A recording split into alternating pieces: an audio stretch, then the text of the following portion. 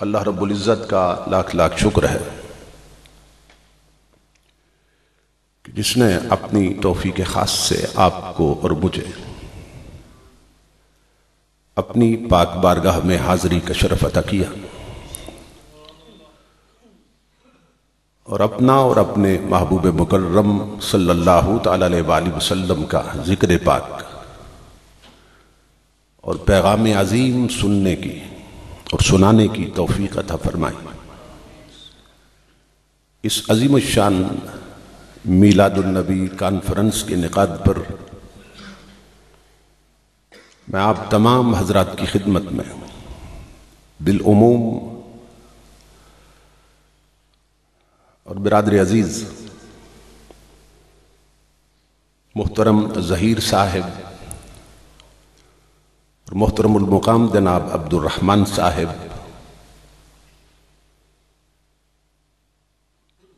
اور محترم قاری خاور صاحب اور ان کے جملہ رفقاء اور معاونین کی خدمت میں بالخصوص دل کی عطا گہرائیوں سے ہدیہ تبریک و تحسین پیش کرتا ہوں اور دعا کرتا ہوں کہ اللہ رب العزت دوستوں کی اس محنت کو اور ہم سب کی حاضری کو اپنی پاک بارگاہ میں قبول و منظور فرمائے۔ خوش بخت اور خوش نصیب ہوتے ہیں وہ لوگ جنہیں اس طرح کی پاکیزہ مجالس میں حاضری کا شرف نصیب ہوتا ہے۔ نبی اکرم صلی اللہ تعالی علیہ وآلہ وسلم کا ارشاد گرامی ہے، اذا مررتم بریاض الجنت فارتعوا، اے میرے غلاموں جب جنت کے باغوں میں جاؤ تو کچھ کھا پی لیا کرو۔ اے میرے امتیوں جب جنت کے باغوں میں جاؤ تو اپنی خوراک لے لیا کرو۔ اصحاب رسول نے حیران ہو کے سوال کیا، وما ریاض الجنت یا رسول اللہ صلی اللہ علیہ وسلم، آقا اس دنیا میں وہ جنت کے باغ کہاں ہیں؟ کہ آج تک آپ کی زبان اقدس سے اس جنت کا ذکر سنا جو اعمال اچھے ہوئے تو مرنے کے بعد نصیب ہوگی، لیکن آج آپ ایسی جنت کا ذکر فرما رہے ہیں جس کا تعلق اسی دنیا کے ساتھ، تو وہ جنت کہاں ہے؟ تو نبی اکرم صلی اللہ تعالی علیہ وآلہ وسلم نے جواب دیا، مجالس الذکر، وہ محفلیں جہاں اللہ اور اس کے محبوب کا ذکر ہوتا ہے وہی جنت کا باغ ہوتی ہیں۔ اس حدیث رسول کے مطابق اس وقت ہم جنت کے باغ میں ہیں، اور یہ دوہری جنت ہے چونکہ اللہ کا گھر بھی ہے اور ذکر مصطفیٰ کی مجلس بھی ہے۔ تو جنت در جنت میں بیٹھے ہیں کہ جنت میں جنت بنا کے بیٹھے ہیں۔ لیکن یہ توجہ طلب بات ہے کہ یہ جو سرکار نے فرمایا کہ جب جنت کے باغوں میں جاؤ تو اپنی خوراک لے لیا کرو، تو وہ کون سی خوراک ہے جس کا سرکار نے ان مجلسوں کے حوالے سے ذکر کیا؟ تو یہ ذہن میں رکھیے کہ جس طرح ہمارا یہ جسم ہے، فزیکل باڈی، یہ جو ڈھانچہ ہے، یہ سٹرکچر، جس طرح اس کی خوراک ہے اسی طرح اس کے اندر جو روح ہے اس کی بھی خوراک ہے۔ جس طرح اس جسم کو پیاس لگتی ہے اسی طرح روح کو بھی پیاس لگتی ہے، جس طرح اس جسم کو بھوک لگتی ہے اس روح کو بھی بھوک لگتی ہے، جس طرح جسم بیمار ہوتا ہے اسی طرح وہ روح بھی بیمار ہوتی ہے، اور جس طرح جسم بیمار ہو تو اس کے لیے کلینک ہیں، ڈاکٹرز ہیں، اسی طرح روحیں بیمار ہوں تو ان کے لیے بھی کلینکس ہیں اور ڈاکٹرز ہیں۔ یہ چونکہ دور میٹیریلسٹک ہے، مادہ کا دور ہے، تو جسم پہ تو بڑی محنت ہو رہی ہے اور جسم پر بڑی توجہ دی جا رہی ہے، اس کو سنوارنے کے لیے، نکھارنے کے لیے، پالنے کے لیے، مگر ہم بھول گئے کہ اس کے اندر ایک اور شے بھی ہے جس کی خوراک کا ہم نے اہتمام نہیں کیا، جو پیاسی بھی ہے اور بھوکی بھی، اور ہماری میجارٹی اکثریت یہ جانتی ہی نہیں ہے کہ اس جسم کے اندر ایک اور شے بھی ہے کہ اس سے بڑھ کر جس کو سنوارنے کی ضرورت ہے۔ اللہ رب العزت نے یہ جو باڈی بنائی، یہ جو جسم بنایا، یہ 4 چیزوں سے مرکب، جنہیں 4 عناصر کہتے ہیں: آگ، پانی، ہوا اور مٹی۔ تو ان سے جسم بنا، اور روح اللہ نے اوپر سے بھیجی ہے، وہ عالم امر سے آئی۔ یسألونک عن الروح قل الروح من امر ربی، فرمایا میرے حبیب آپ سے روح کے بارے میں پوچھتے ہیں تو آپ بتا دیجئے کہ روح اللہ کا امر ہے، اللہ کے امر سے آئی۔ تو اس جسم کے اندر روح ہے، اور جسم ایک پنجرے کی طرح ہے، اور روح ایک پرندے کی طرح ہے جو اس جسم کے پنجرے میں قید کر دی گئی۔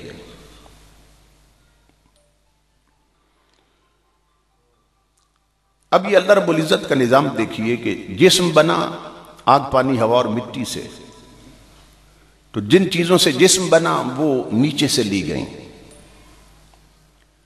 اور روح بھیجی گئی اوپر سے، وہ عالم امر سے آئی، اللہ کا امر ہے۔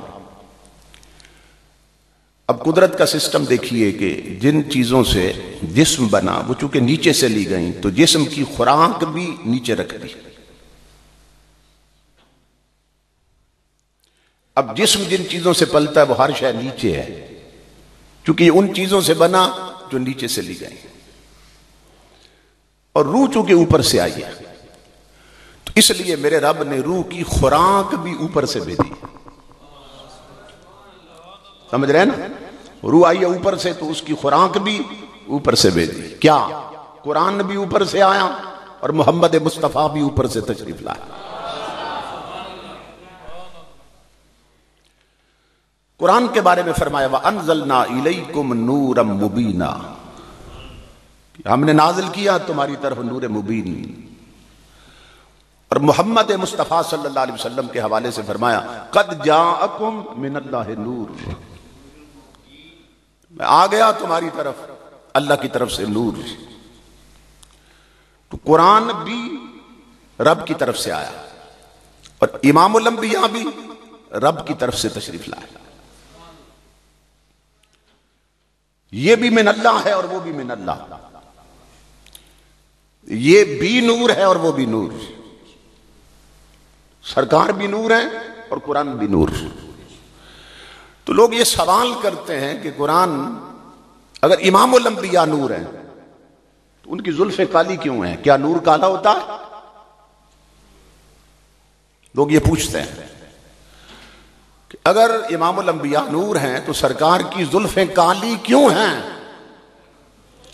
تو ہمارا سوال یہ ہے کہ اگر قرآن نور ہے تو اس کی سطریں کالی کیوں ہیں؟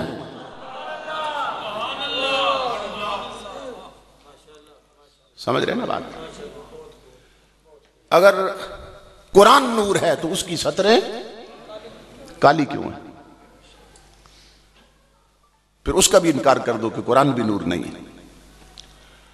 تو اللہ رب العزت نے یہ ایک ایسا قانون بنا دیا، ایسا ضابطہ ہے جس کو ہم سمجھ سکتے ہیں، جب تک 2 نور نہ ہو کوئی حقیقت نظر نہیں آتی۔ یہ اللہ رب العزت کا نظام ہے، 2 نور ہونے ضروری ہیں کسی شے کو تکنے کے لیے۔ ایک آنکھ کا نور جو داخلی نور ہے، اور ایک باہر سورج کا نور یا ٹیوبوں کا نور یا بلبوں کا نور۔ ایک وہ نور ہے نا اور ایک آنکھ کا نور۔ اب اگر باہر کا نور ہو، بلبوں کا نور ہو، ٹیوبوں کا ہو، سورج کا، تو یہ نور کام کرتا ہے؟ نہیں کرتا۔ اگر ٹیوبوں کا نور نہ ہو اور سورج کا نور نہ ہو تو یہ نور کام نہیں دیتا، اور اگر ٹیوبوں اور سورج کا نور ہو مگر یہ نور نہ ہو تو پھر وہ نور بھی کام نہیں دیتے۔ امام الانبیاء کے غلاموں، کسی حقیقت کو جاننے کے لیے دو نوروں کی ضرورت ہے، داخلی بھی ہو اور خارجی بھی ہو، باہر بھی ہو اور اندر بھی۔ سمجھ رہے ہیں نا؟ تو اللہ رب العزت نے ہمیں دو نور دیے، قرآن اور مصطفیٰ صلی اللہ علیہ وسلم۔ قرآن بھی دیا اور امام الانبیاء بھی عطا کیے۔ اب بہت سے لوگ ہیں جن کے ہاتھ میں دامن قرآن ہے مگر دامن مصطفیٰ نہیں ہے۔ بہت سے مدرسے ہیں، بہت سے قرآن پڑھنے پڑھانے والے، اور لوگ متاثر بھی ہوتے ہیں ان سے کہ جی وہ قرآن بہت اچھا پڑھاتے ہیں، ان کے قاری بہت بہترین ہیں اور بڑے قابل اور ماہر ہوتے ہیں، مگر امام الانبیاء کے غلاموں، ان کے ہاتھ میں دامن قرآن ہے، دامن مصطفیٰ نہیں۔ یہ ذہن میں رکھیے۔ ایک فرقہ وہ ہے جس کے ہاتھ میں دامن قرآن ہے، دامن مصطفیٰ نہیں۔ دوسرا فرقہ وہ ہے کہ جس کے پاس قرآن ہی نہیں، جس کے پاس قرآن ہی نہیں، اور ان کا عقیدہ یہ ہے کہ یہ قرآن نقلی ہے۔ ان کا عقیدہ کیا ہے؟ یہ قرآن نقلی ہے۔ یہی سبب ہے کہ پاکستان میں ان کے بچوں کے حفظ کے لیے کوئی قرآن کا مدرسہ نہیں ہے۔ یہ توجہ طلب بات۔ آپ دھوکہ کھا جاتے ہیں نا، سنی بھولے بالے لوگ، جو قوم آدھی آدھی رات تک ٹپے سنتی رہے، سرتال پہ مست ہوتی رہے، اس نے پھر سیکھنا کیا ہے؟ کچھ احمق ہیں جن کے ہاتھ میں وہ کہتے ہیں دامن مصطفیٰ ہے مگر ان کے پاس قرآن ہی نہیں، اور کچھ ایسے ہیں جن کے پاس قرآن ہے مگر دامن مصطفیٰ نہیں، اور ان کے مدرسوں کا حال یہ ہے کہ ان کے بچے مدرسوں سے بعد میں فارغ ہوتے ہیں اور ایمان سے فارغ پہلے ہی ہو جاتے ہیں۔ ایمان سے فارغ پہلے کر دیے جاتے ہیں جب انہیں بتایا جاتا ہے کہ یہ آیت یاد رکھنا، اس سے پتہ چل رہا ہے نبی کے پاس کوئی اختیار نہیں، من مانی تعویلیں کر کے یہ آیت یاد رکھنا، یہ رچے لگوائے جاتے ہیں۔ یاد رکھنا یہ بتا رہی ہے نبی کو دیوار کے پیچھے کی خبر نہیں، یعنی قرآن پڑھایا جاتا ہے تو قرآن والے پر انگلی اٹھانا بھی سکھایا جاتا ہے، قرآن پڑھایا جاتا ہے تو قرآن والے کے عیب بھی بتائے جاتے ہیں کہ یہ نہیں جانتے تھے، یہ نہیں کر سکتے تھے، دیوار کے پیچھے کی خبر نہیں۔ امام الانبیاء کے غلاموں، ہمارے اہل سنت کے مدرسوں کا ترہ امتیاز یہ ہے کہ ہمارے مدرسوں میں آنے والے بچوں کے دماغ میں قرآن بعد میں اترتا ہے، دل کی دھڑکنوں میں مصطفیٰ پہلے اتار دیا جاتا ہے۔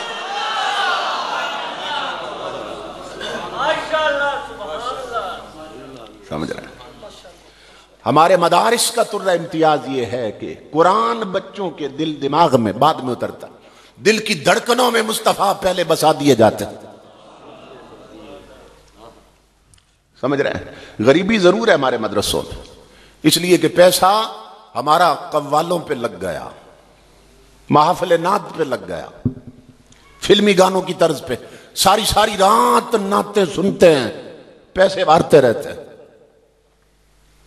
مدرسے کے لیے 100 روپیہ دیتے ہوئے بھی جان نکلنے لگتی ہے۔ یہاں ہزاروں مارنے والے، اور جن کا حق تھا انہیں تم نے دیے نہیں۔ یہ قرآن والوں کا حق تھا، کہ تیری دولت مدرسوں پہ خرچ ہوتی. اور یہ یاد رکھو امام الانبیاء کے غلاموں، آپ دیکھتے رہتے ہیں کہ جو مدارس سے بچے فارغ ہوتے ہیں تو ایک تقریب رکھی جاتی ہے، اس کو کہتے ہیں کہ دستار فضیلت کا جلسہ ہو رہا ہے. بچیوں کے مدرسے میں ہو، جو بچیاں قرآن پڑھ کے یا سند لے کے فارغ ہونا چاہتی، ان کا جو جلسہ ہوتا ہے فراغت کا، اس کو ردائے فضیلت کانفرنس یا جلسہ کہتے ہیں. یہ فضیلت کی دستار، یہ کیا ہے؟ دستار فضیلت. اور فضیلت کی چادر، یہ کیا ہے؟ ردائے فضیلت. بچے بچیاں فارغ ہو رہے ہیں مدرسے سے، عالم بن کے، قاری بن کے، قاریہ بن کے. اب انہیں جو چادریں دی جا رہی ہیں انہیں ردائے فضیلت کیوں کہا جا رہا ہے؟ بچوں کو جو پگڑیاں باندھی جا رہی ہیں انہیں دستار فضیلت کیوں کہا جا رہا ہے؟ انہیں دستار شرافت کیوں نہیں کہتے؟ اسے ردائے شرافت کیوں نہیں کہتے؟ اسے ردائے کرامت کیوں نہیں کہتے؟ اسے دستار کرامت کیوں نہیں کہتے؟ یہ فضیلت کی چادر کیوں ہے؟ یہ فضیلت کی پگڑی کیوں ہے؟ تو امام الانبیاء کے غلاموں، یہ ہمیں درس دیا جا رہا ہے کہ امت مصطفیٰ یاد رکھ کہ امت مصطفیٰ کو فضیلت جب بھی ملے گی مصطفیٰ کی شریعت سے ملے گی،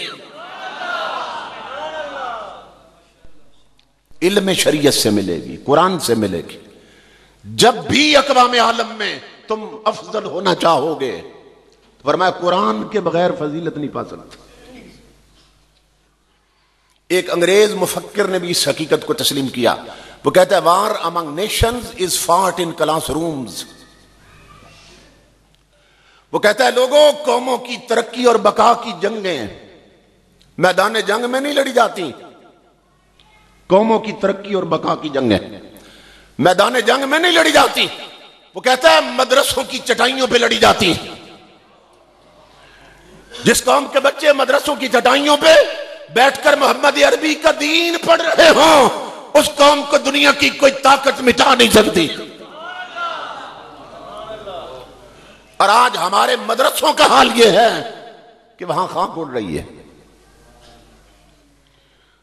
یہ ٹریجڈی ہے، یہ المیہ ہے. ڈاکٹر کا بیٹا ڈاکٹر بننا چاہتا ہے، انجینئر کا بیٹا انجینئر بننا چاہتا ہے، کیپٹن کا بیٹا کیپٹن بننا چاہتا ہے، مگر پیر کا بیٹا عالم نہیں بننا چاہتا. مولوی کا بیٹا عالم نہیں بننا چاہتا. کیوں نہیں بننا چاہتا؟ پیر کا بیٹا نعت خوان بننا چاہتا ہے، مولوی کا بیٹا نعت خوان بننا چاہتا. کیوں؟ اس لیے کہ نعت خوانی کے لیے 5 روپے کی کاپی سے بھی بندہ کامیاب ہو جاتا. 4 نعتیں یاد کر لو. اور آج سب سے زیادہ پذیرائی اسے مل رہی ہے جو فلمی گانوں کی طرز پہ کنجریوں کے لہجے میں نعت مصطفیٰ پڑھ رہا ہے. کیا سنیوں کی غیرت اتنی مر گئی؟ کیا غفلت اس حد تک بڑھ گئی؟ امام الانبیاء کے غلاموں کے یہ بدبخت لوگ، ان کی اگر آپ کاروں کی تلاشی لیں، اس میں گلوکاروں کی سیڈیاں ہوتی ہیں.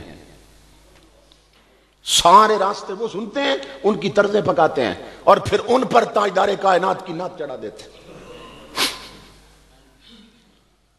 یہ صورتحال ہے.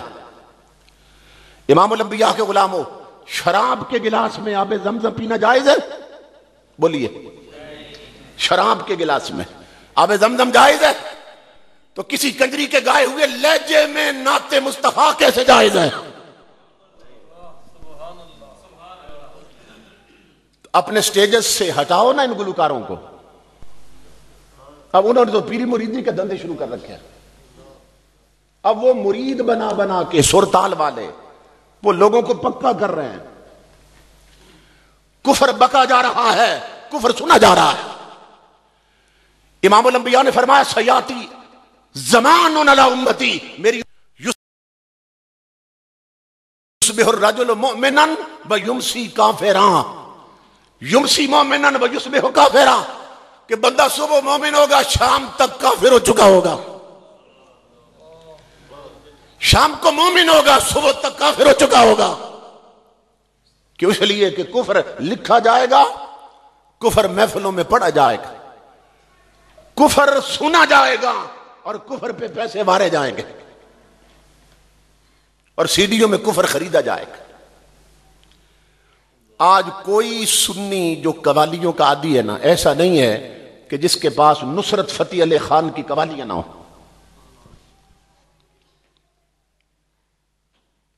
جاتے ہوئے سنتے جائیں گے سفر کے دوران، اور اس بدبخت نے جو اس کی قوالی ہے نا، تم ایک گورکھ دھندا ہو، اس میں ہر جملے میں اس نے کفر بکا ہوا.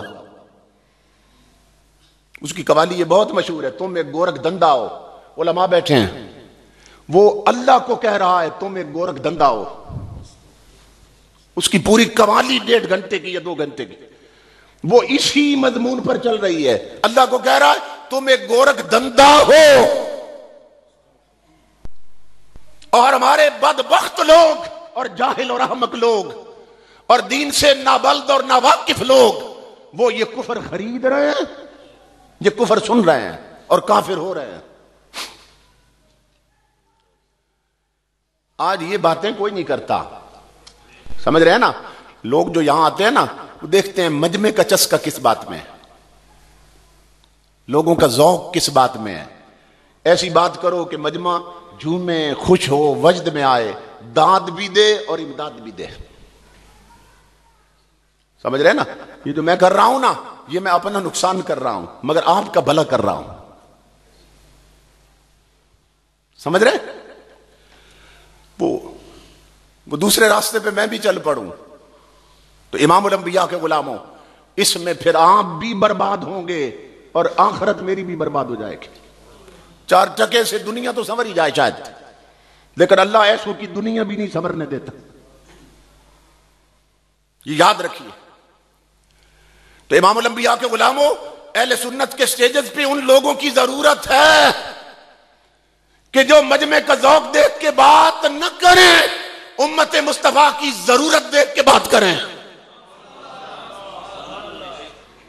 وہ یہ نہ دیکھیں مجمع کا ذوق کیا ہے، وہ دیکھیں میرے آقا کی امت کی ضرورت کیا ہے.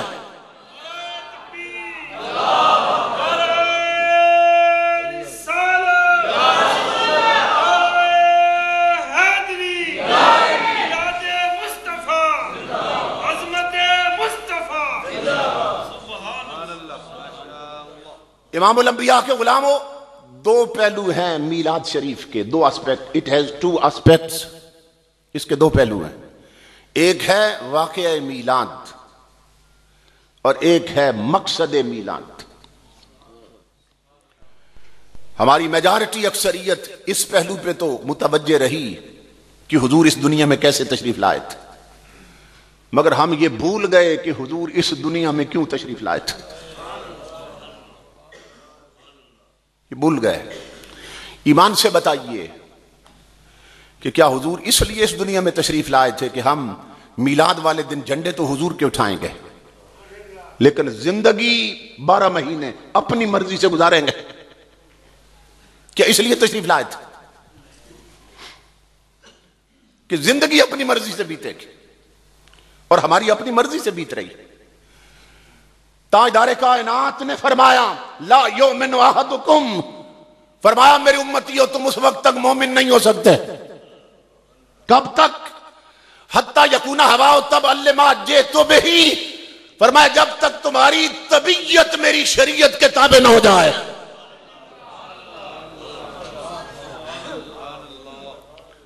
جب تک طبیعت شریعت کے تابع نہ ہو جائے اس وقت تک تم مومن نہیں ہو سکتے.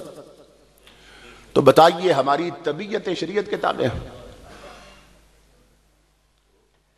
12 ربیع الاول کو میرا ڈیرہ اسماعیل خان کے علاقے میں خطاب تھا صبح 10 بجے. پھر زور سے پہلے ایک اور جگہ پہ خطاب تھا رات کو، پھر منڈی بہاؤالدین شہر میں. تو یہ 8-10 گھنٹے کا سفر تھا. وہاں سے میں چلا، مختلف شہروں سے گزرا، دیہی علاقوں سے گزرا. جس دیہات سے، جس ڈھوک سے شہر سے گزرا نا، حضور صلی اللہ علیہ وسلم کے میلاد کے جلوس رواں دواں تھے. ان جلوسوں میں بسیں بھی لگی ہوئی تھیں، ٹریکٹر ٹرالیاں بھی تھیں، ٹرک بھی تھے، سوزوکیاں بھی تھیں اور سجی ہوئی تھیں، نالین کے جھنڈے لگے ہوئے تھے، کسی پہ قوالی چل رہی تھی، کسی پہ نعت کی کوئی کیسٹ اور سیڈی چل رہی تھی، اس طرح قافلے روادبا تھے۔ تو میں سوچنے لگا کہ یہ بسیں اور یہ ٹریکٹر ٹرالیاں اور یہ سوزوکیاں جن پہ آج حضور کی نعت چل رہی ہے، کیا یہ آج آسمانوں سے تو نہیں اتر آئی اچانک، یا اس سے پہلے بھی اسی زمین پہ یہ چلتی تھی؟ بتائیے نا، اس سے پہلے بھی چلتی تھی یا آج ہی اتری آسمانوں سے؟ پہلے بھی چلتی تھی۔ تو پھر سوال یہ ہے، اگر یہ پہلے بھی چلتی ہیں اور آج بھی چل رہی ہیں، تو آج میلاد کے دن ان پر مصطفیٰ کی نعتیں ہیں، باقی 12 مہینے کنجریوں کے گانے کیوں چلتے ہیں ان پر؟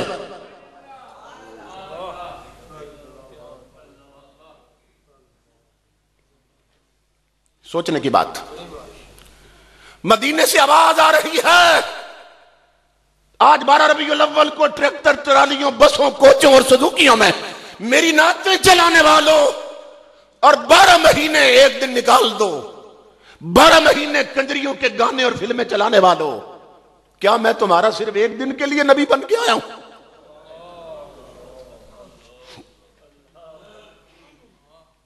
کیا میں تمہارا نبی صرف ایک دن کے لیے بن کے آیا یا ہمیشہ کے لیے؟ بولیے، حضور صرف ایک دن کے لیے آئے نبی بن کے یا ہمیشہ کے لیے؟ ہمیشہ کے لیے۔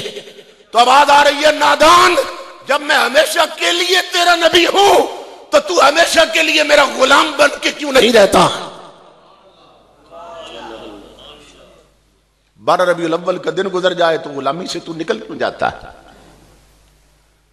جب تو محفل سے اٹھ کر بازار میں گزرتا ہے تو پھر غلامی سے نکل کیوں جاتا ہے؟ جب تو دکاندار بن کر ترازو میں تولتے ہوئے ڈنڈی مار رہا ہوتا ہے پھر میری غلامی سے نکل کیوں جاتا ہے؟ اور جب شادی پر گھر میں ڈھولک بجا رہا ہوتا ہے اور تیری بہو بیٹیاں گانے گا رہی ہوتی ہیں میری غلامی سے نکل کیوں جاتا؟ اور جب تیری شادیوں پر کنجریاں ناچتی ہیں اور شادی سے 10 دن پہلے تیرے گھر میں ڈیک پر کنجریوں کے گانے چلتے ہیں اس وقت میری غلامی سے نکل کیوں جاتا ہے؟ جب تو کچہریوں میں جا کے جھوٹ بولتا ہے، رشوت دیتا ہے، لیتا ہے، اس وقت غلامی سے کیوں نکل جاتا ہے؟ جب ملک کی اسمبلیوں میں بیٹھ کر مصطفیٰ کی شریعت اور دین سے غداری کرتا ہے اس وقت شریعت سے نکل کیوں جاتا ہے؟ غلامی سے نکل کیوں جاتا ہے؟ تو یہ کیا ہے؟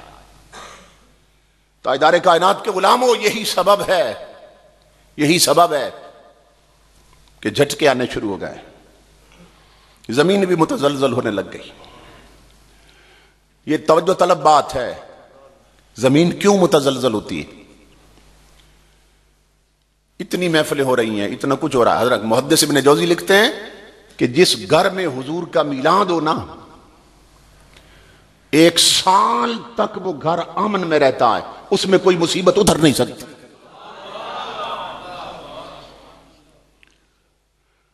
لیکن وجہ کیا ہے؟ میلاد تو کئی گھروں میں ہو چکے ہو رہے ہیں، شہروں میں ہر محلے میں ہو رہے ہیں، لیکن پھر بھی زمین ہل رہی ہے۔ اور جس سال رمضان میں اللہ رب العزت نے کشمیر کو برباد کر دیا تھا، اس کے کئی شہر قبرستانوں میں بدل دیے تھے، کیا اس سال میں وہاں میلاد کے جلوس نہیں نکلے تھے؟ کیا گھروں میں محافل میلاد نہیں ہوئی تھی؟ پھر بربادی کیوں آئی ہے؟ اس کا سبب سمجھو، اللہ کی عزت کی قسم جہاں میلاد ہو وہاں برکتیں اترتی ہیں، مگر ہم نادان ان برکتوں کو وہاں رہنے نہیں دیتے۔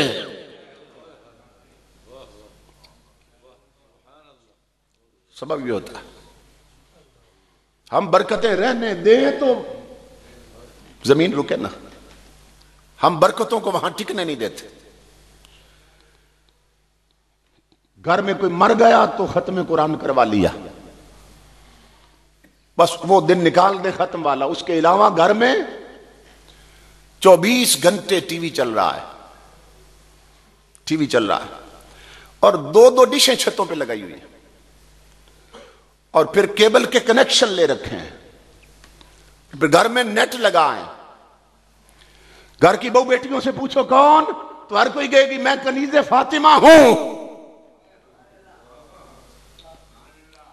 ہر کوئی کہے گی میں فاطمہ زہرا کے در کی کنیز ہوں. اور فاطمہ کی کنیز بننے سے پہلے اپنے آپ کو فاطمہ کی چادر میں ڈھانپنا تو سکھا.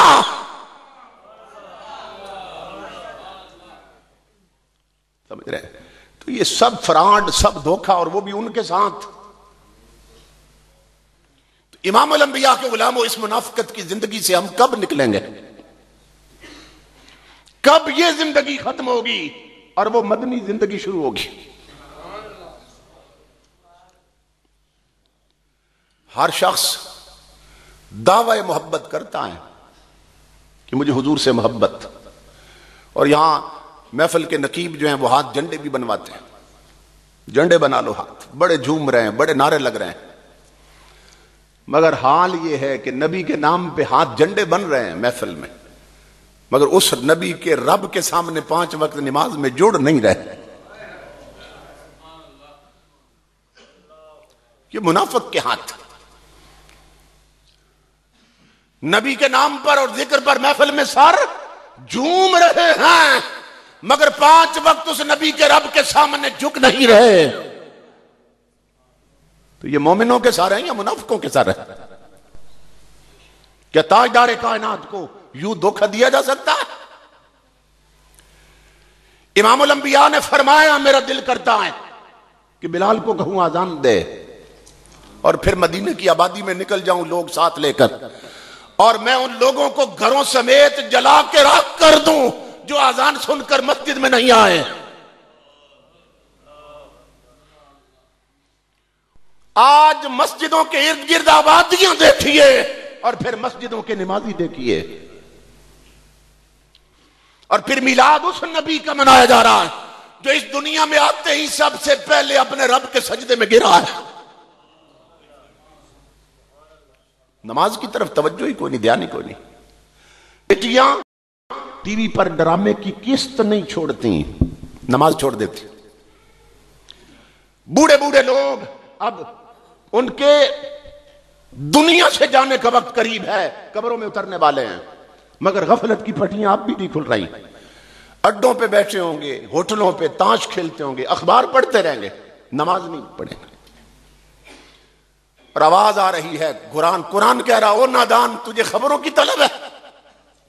وہ اخبار پڑھنے والے، تجھے خبروں کی اتنی طلب ہے تو وہ اخبار کیوں پڑھ رہا ہے جو صرف ایک دن کی خبر دیتا ہے؟ میں مصطفیٰ کا قرآن ہوں، مجھے پڑھ، میں آدم سے لے کر قیامت تک کی خبریں دے رہا ہوں.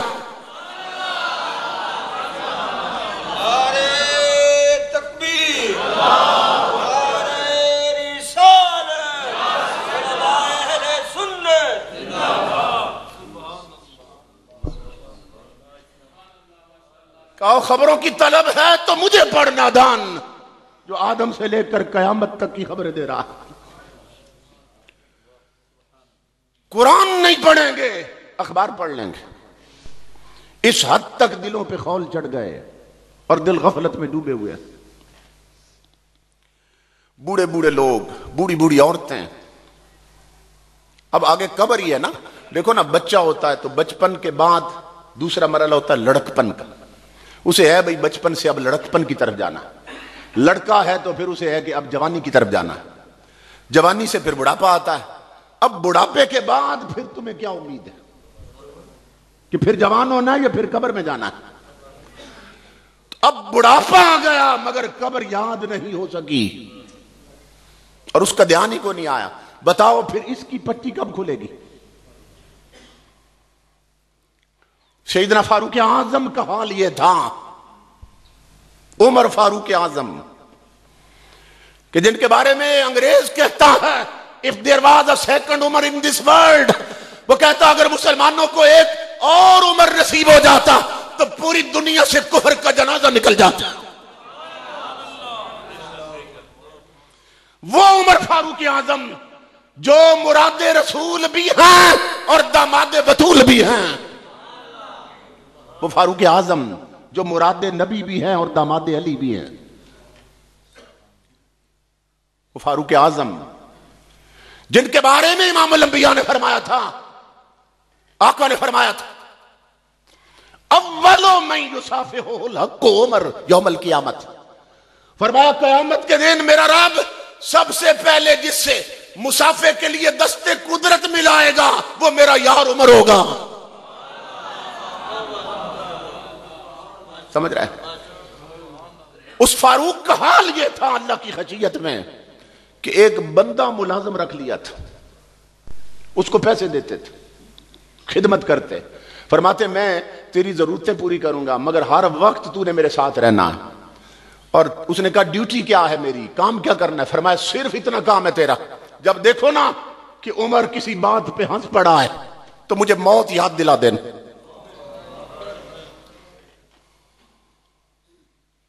فرمایا مجھے یاد دلا دینا جب میں ہنسنے لگ جاؤں کہ عمر موت بھول گئی. بندہ ساتھ رہتا تھا، کبھی ہنسنے کا کوئی موقع آتا، ہنسنے لگتے، وہ کہتا عمر موت بھول گئی، وہی رونے لگ جاتے.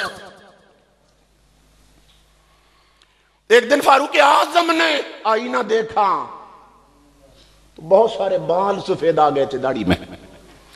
فاروق اعظم نے اس دوست کو بلایا جو ساتھ رہتا تھا، فرمایا میرے دوست اب تیری چھٹی ہو گئی، اب تو جا سکتا ہے، اب تیری ضرورت نہیں. اس نے کہا حضرت ابھی آپ زندہ فوت تو نہیں ہوئے، میری ضرورت کیوں نہیں رہی؟ فرمایا اب موت یاد دلانے کے لیے عمر کے سفید بال ہی کافی ہیں.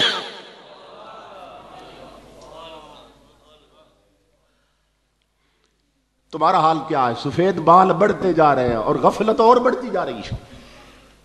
بوڑھے بوڑھے لوگ اڈوں ہوٹلوں پہ تاش کھیلتے رہتے ہیں، گپے لگاتے رہتے ہیں مگر نماز نہیں پڑھتے. اور پوچھو تو کون؟ جی میں مسلمان ہوں، میں حضور کا غلام.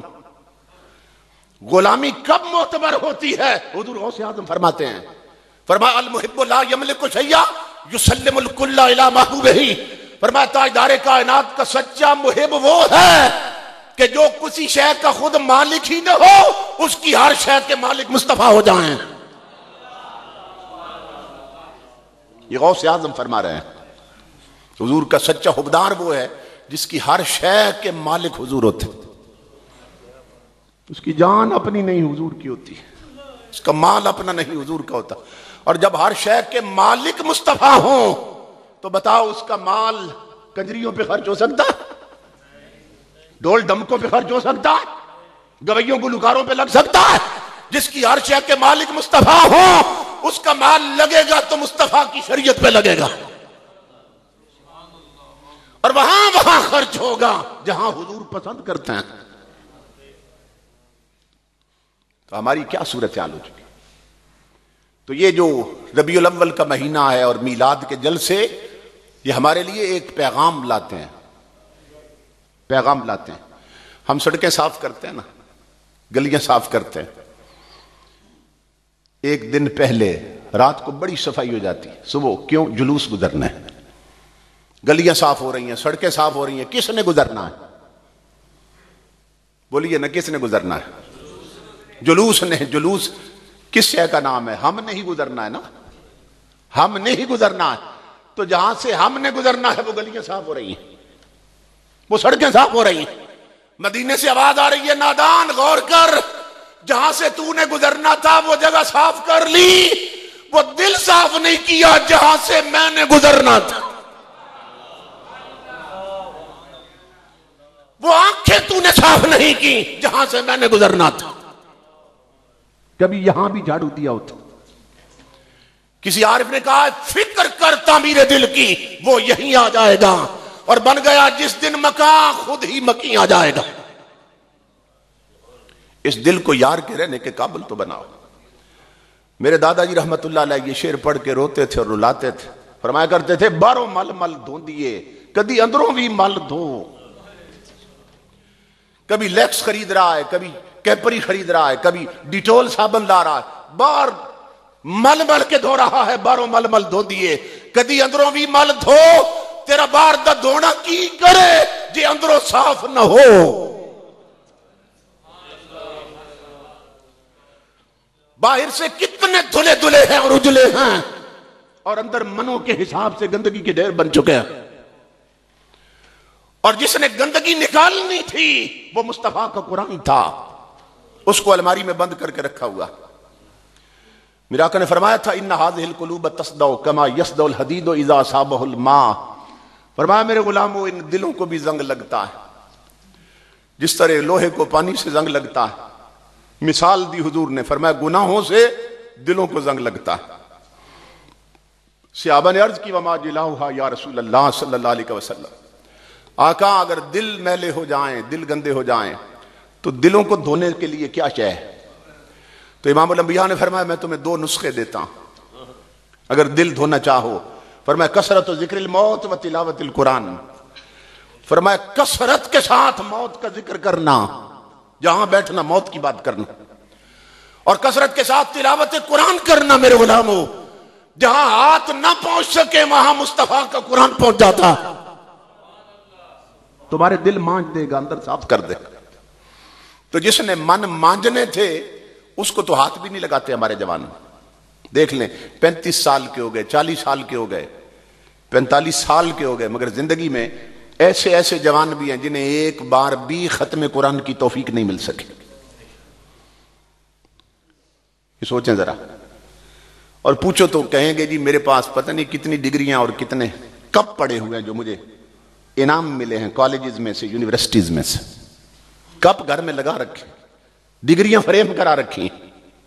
کس زندگی کو سنوارنے کے لیے تو نے اتنے سال لگا دیے جو لمیٹڈ ہے، ختم ہونے والی، اور جو ان لمیٹڈ ہے اور ایٹرنل لائف نہ ختم ہونے والی، اس کے لیے تو نے کیا کیا؟ یہ تیری آنکھ بند ہونے والی ہے، کوئی ڈگری کام نہیں آئے گی، تیری قبر میں رکھ بھی دیں تو اس ڈگری کا تو پوچھا نہیں جائے گا وہاں، تو جو سکہ وہاں چلنا ہے وہ ہے نہیں تیری جیب میں۔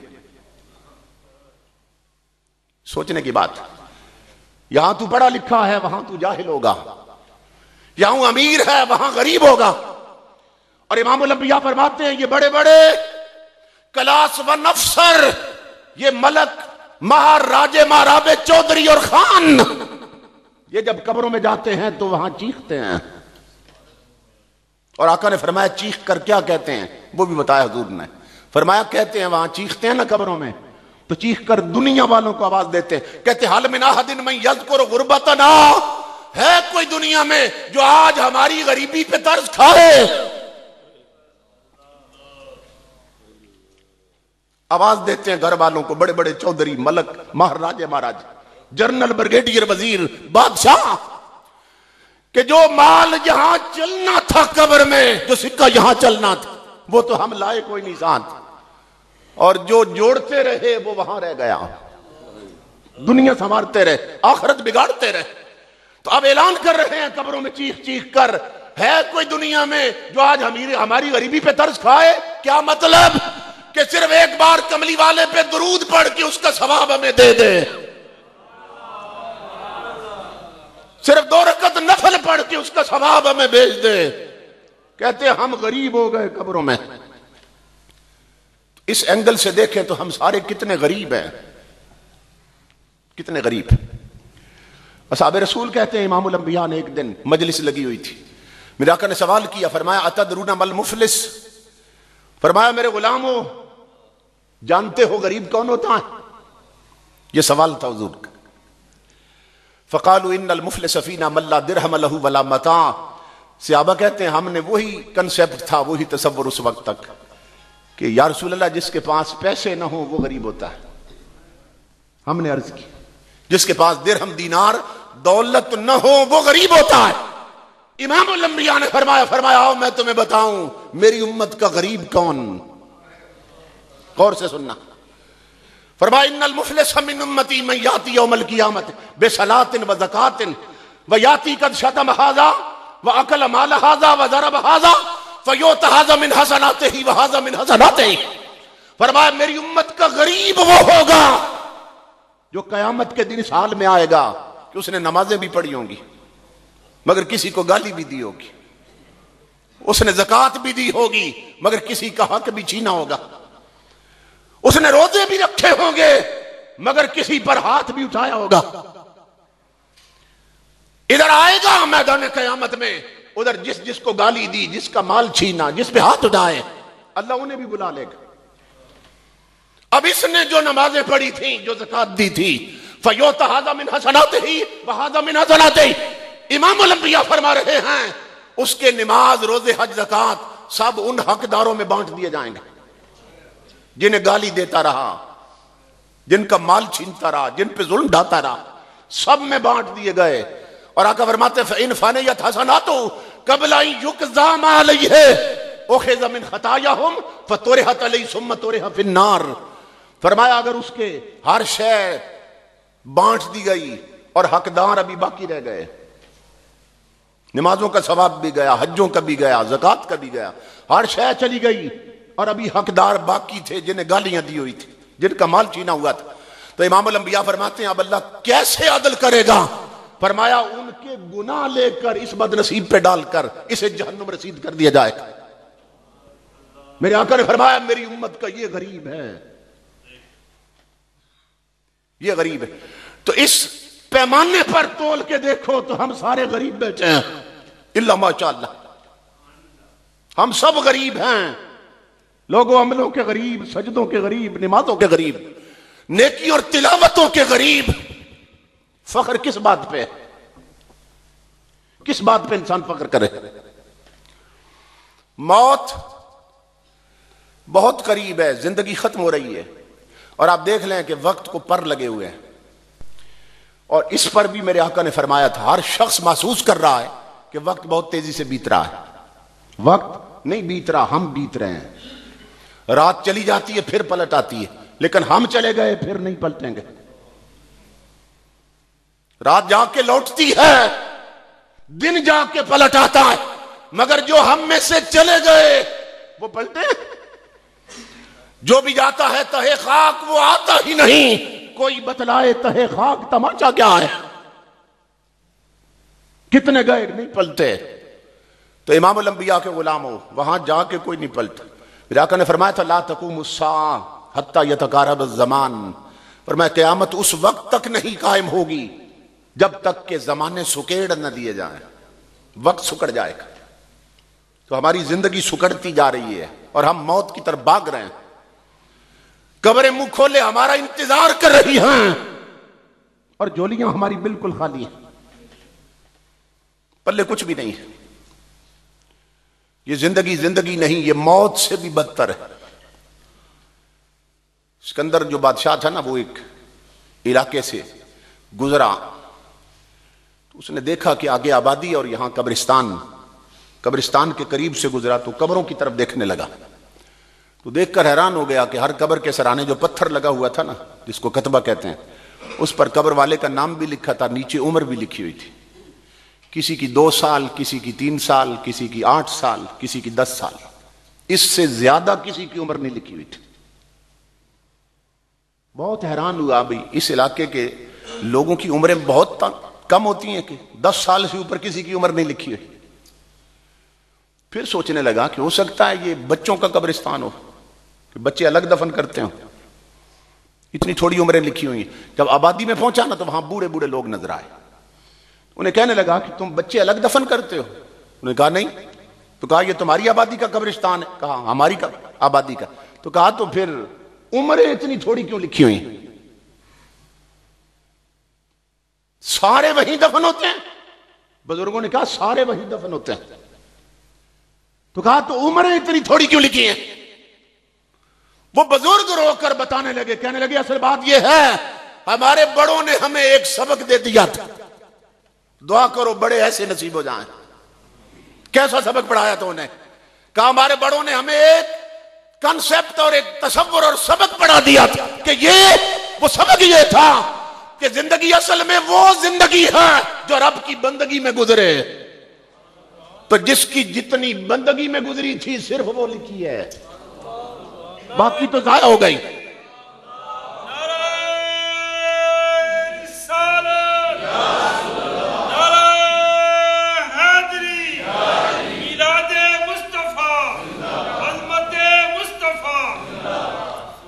کہا بزرگوں نے بتایا زندگی وہی زندگی ہے جو رب کی بندگی میں گزرے، اور جو اس کی بندگی کے بغیر گزری وہ زندگی نہیں ہے، وہ بوجھ ہے، وہ شرمندگی ہے، وہ موت سے بھی بدتر ہے۔ تو بتاؤ ہماری زندگی کتنی ہے جو بندگی میں بیت رہی ہے؟ اور میلاد اس نبی کا منا رہے ہیں جس نے اس دنیا میں آتے ہی رب کا سجدہ نہیں چھوڑا،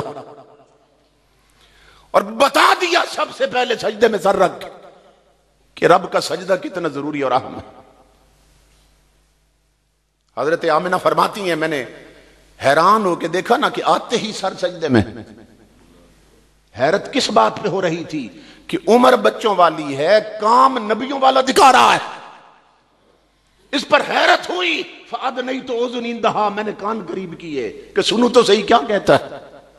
تو آنسو میں بھیگی ہوئی آواز آ رہی تھی، اللہم اغفر لأمتی، مولا میری امت کے گناہ معاف کر دے۔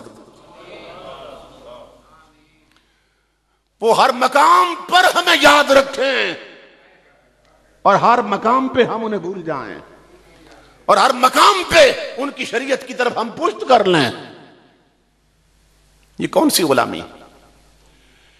تو امام الانبیاء کے غلاموں، سجدوں سے پیار کرو اگر میلاد مناتے ہو، یعنی صرف میلادی نہ بنو، اس میلاد کے رشتے سے نمازی بھی بنو، ورنہ یہ سب ڈھونگ ہوگا، منافقت ہو جائے گی۔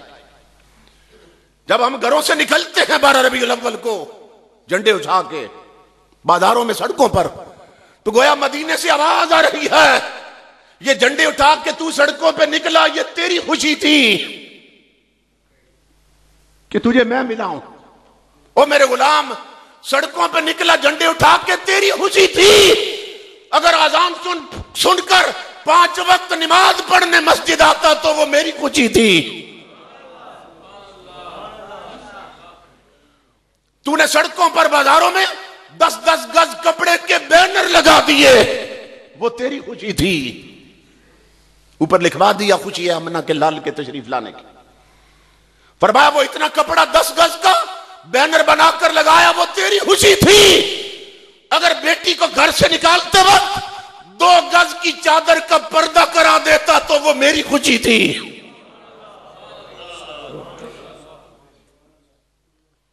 تو نے فلمی گانوں کی طرز پہ نعتیں پڑھی تو وہ نادان تیری خوشی تھی۔ اگر فجر کے بعد مصطفیٰ کا قرآن پڑھ لیتا تو وہ میری خوشی تھی۔ تو نے عرسوں پر اور جلسوں کے بعد لنگر کھائے، وہ تیری خوشی تھی۔ اگر رمضان کے فرض روزے رکھ لیتا تو وہ میری خوشی تھی۔ کہا کتنا نادان ہے، اپنی خوشی دیکھتا رہا، میری خوشی بھول گیا۔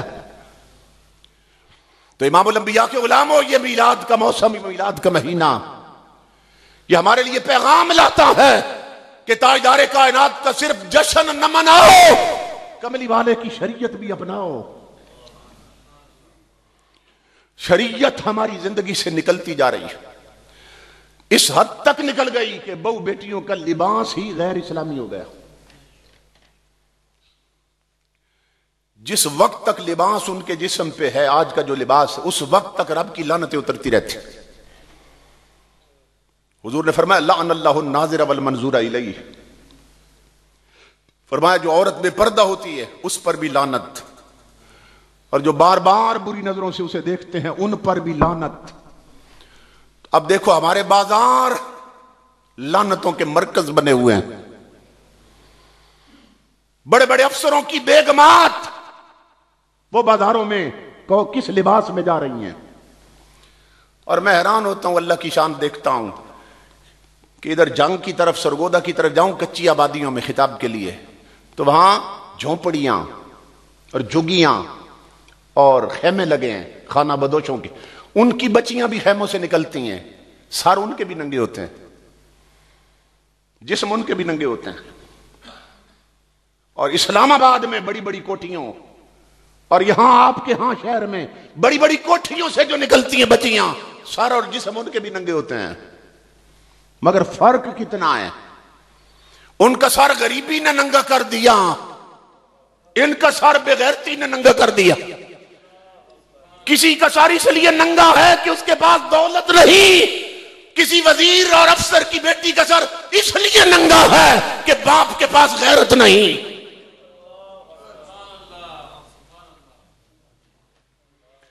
دل کے پھپولے جل اٹھے سینہ کے داغ سے، اس گھر کو آگ لگ گئی گھر کے چراغ سے.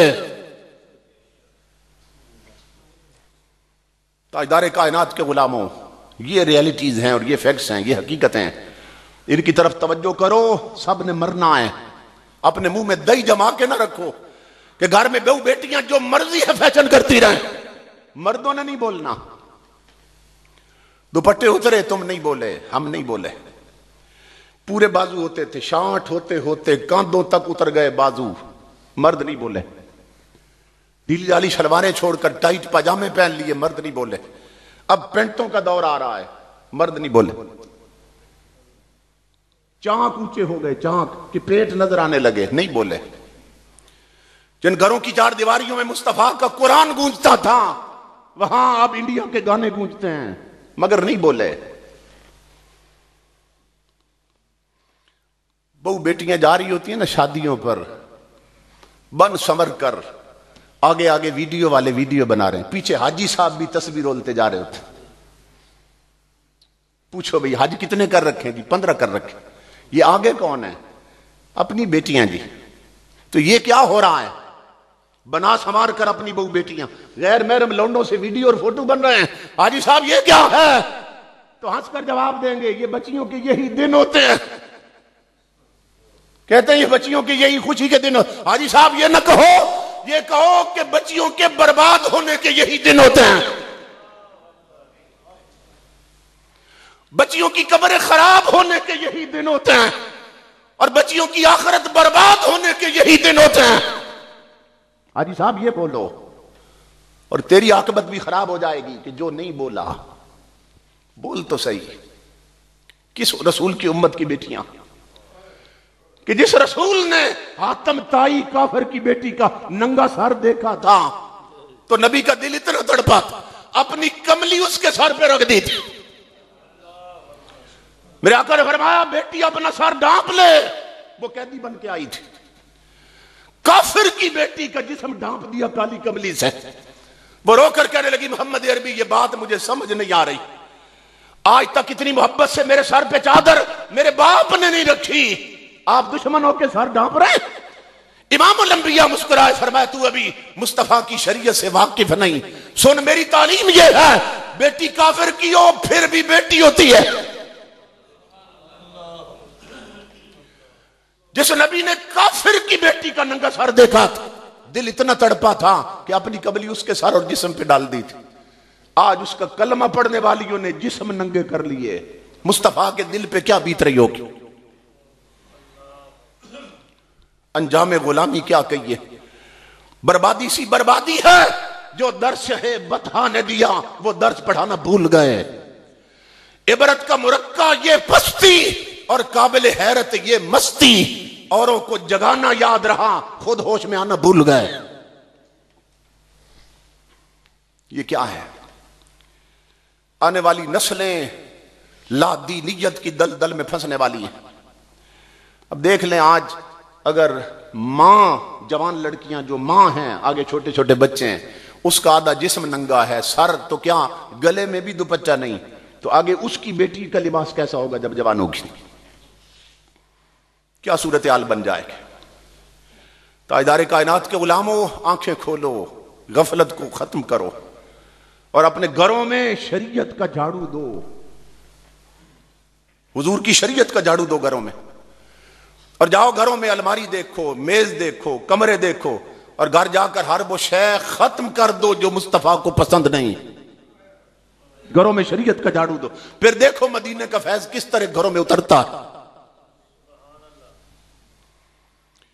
امام الانبیاء کے غلاموں اچھے وقتوں کی بات جب گھر گھر حضور کا دین پلتا تھا اور تاجدار کائنات کی شریعت راج کرتی تھی گھروں میں. اس وقت کا حال یہ تھا. ایک بزرگ فرماتے ہیں میں دریا کے کنارے جا رہا تھا، ایک شخص مچھلی کا شکار کرنے آیا بیٹھا. اس نے جال پھینکا ہوا تھا، ایک 7-8 سال کی بچی پاس کھیل رہی تھی اس کے. اس نے جال نکالا نا تو 1-2 مچھلیاں آئیں جال میں. اس نے بچی کو بلایا, کہا بیٹی یہ مچھلیاں پکڑو اور ٹوکری میں ڈال دو. کہتا ہے میں دیکھ رہا تھا, بزرگ کہتے ہیں دیکھ رہا تھا. بچی نے وہ مچھلیاں پکڑ لی, اور جب باپ جال پھر پھینکنے میں مصروف ہوا نا, تو اس نے آنکھ بچا کے بجائے ٹوکری کے مچھلیاں نفرت سے پھر دریا میں پھینک دی. فرماتے ہیں میں دیکھنے لگا کہ یہ کیا ہو رہا ہے. اس نے پھر جال پھینکا, کھینچا باہر, مچھلیاں آئیں. پھر ایک دو مچھلیاں بچی کو دی, ٹوکری میں ڈال دی. اس نے ٹوکری میں نہیں رکھی, انتظار کرنے لگی. وہ پھر جب جال پھینکنے کی طرف متوجہ ہوا نا, اس نے پھر دریا میں پھینک دی. میں تماشا دیکھنے لگا اب کیا ہوتا ہے. کچھ دیر بعد اس نے جال سمیٹا اور سمجھا کہ ٹوکری بری ہوئی, اب گھر جانا چاہیے. ٹوکری کے قریب آیا تو ٹوکری خالی تھی. بچی کو پکڑ لیا اس نے, جھٹکا دے کے کہنے لگا میری بیٹی میں نے مچھلیاں پکڑی تھی, تجھے دی تھی ٹوکری میں ڈال, ٹوکری خالی ہے, مچھلیاں کہاں گئیں. اب بچی رو پڑی, اور بچی نے رو کر جو کہا وہ دل پہ لکھو اور گھر سناؤ بچیوں کو. بچی کہنے لگی ابا کل پرسوں کی بات ہے, تروی رسول اللہ صلی اللہ علیہ وسلم, تو نے خود مجھے میرے نبی کی حدیث سنائی تھی. اس ٹکڑے پہ غور کرو. تروی رسول اللہ, ابا تو نے مجھے اپنے نبی کی خود حدیث سنائی تھی. کیسا اچھا وقت تھا جب باپ بیٹیوں کو اپنے نبی کی حدیثیں سناتے تھے. حدیث کیا سنائی تھی ابا تو نے بتایا تھا. امام الانبیاء فرماتے ہیں ما یقع سمک فی شبکۃ الا اذا غفلت عن ذکر اللہ, کہ امام الانبیاء فرماتے ہیں کوئی مچھلی اس وقت تک شکاری کے جال میں نہیں پھنستی جب تک رب کے ذکر سے غافل نہ ہو جائے. جی حضور فرماتے ہیں. بچی کہنے لگی ابا تو نے ہی حدیث سنائی تھی. جی بیٹا سنائی تھی. اب بچی کی عقل دیکھیے, اس حدیث سے استدلال ہو رہا ہے, دلیل لے رہی ہے. کہا ابا کا فرماتے ہیں مچھلی اس وقت جال میں پھنستی ہے جب رب کے ذکر سے غافل ہو جائے. تو اس کا مطلب ان مچھلیوں نے رب کا ذکر چھوڑا تو تیرے جال میں پھنسی تھی. تو ابا مجھے ڈر لگ گیا کہ یہ غافل مچھلیاں کہا کر ہم بھی رب سے غافل نہ ہو جائیں. یہ مولا بھول گئی تو جال میں پھنسی, یہ کھا کر ہم بھی اپنا پیارا رب نہ بھول جائیں. ابا اس ڈر سے پھر پھینک دیے. بیٹی کو سینے لگایا, ماتھا چوما, کہا جو تو سمجھی وہ میں بھی نہیں سمجھ سکتا. یہ وہ وقت تھا تاجدار کائنات کے غلاموں جب گھر گھر مصطفیٰ کا دین راج کرتا تھا, جب قرآن الماریوں میں نہیں ہوتے تھے ان کی جولیوں میں ہوتے تھے, جب بہو بیٹیوں کے ہاتھ میں رومانٹک ناول نہ تھے, سیرت فاطمہ زہرا کی کتابیں پڑھنی تھی, سیرت عائشہ صدیقہ کی کتابیں پڑھتی تھی. اس وقت گھر گھر یہ ماحول تھا, اور یہ شرم حیا اور غیرت اور خوف خدا تھا. اور آج ہم برباد ہو گئے. میرے دادا جی رحمت اللہ علیہ یہ شعر بھی پڑھتے تھے اور رویا کرتے تھے اور رلایا کرتے تھے. خبر حدیثوں میں جس کی آئی وہی زمانہ تو آ رہا ہے. خبر حدیثوں میں جس کی آئی وہی زمانہ تو آ رہا ہے. زمین بھی تیور بدل رہی ہے, فلک بھی آنکھیں دکھا رہا ہے. ہوا ہے بھائی کا بھائی راہزن, حقیقی بیٹی ہے ماں کی دشمن. پسر نے چھوڑا پدر کا دامن, بہن کو بھائی ستا رہا ہے. پرائے کو اپنا مال سمجھیں, حرام کو ہم حلال سمجھیں. کرے گناہ اور کمال سمجھیں. بتاؤ دنیا میں کیا رہا ہے. کھڑے ہیں صف میں سب ہاتھ باندھے, خیال میں ہیں سب اپنے اپنے. کھڑے ہیں صف میں سب ہاتھ باندھے, خیال میں ہیں سب اپنے اپنے. امام مسجد سے کوئی پوچھے نماز کس کو پڑھا رہا ہے, پیچھے تو کوئی بھی حاضر نہیں ہے. کوئی کاروبار میں ہے, کوئی بازار گیا ہوا. کھڑے ہیں صف میں سب ہاتھ باندھے, خیال میں ہیں سب اپنے اپنے. امام مسجد سے کوئی پوچھے نماز کس کو پڑھا رہا. آج یہ صورتحال ہو چکی. میرے بھائیوں میں مبارکباد دیتا ہوں محترم عبد الرحمان صاحب. مجھے تو سب انتظامیہ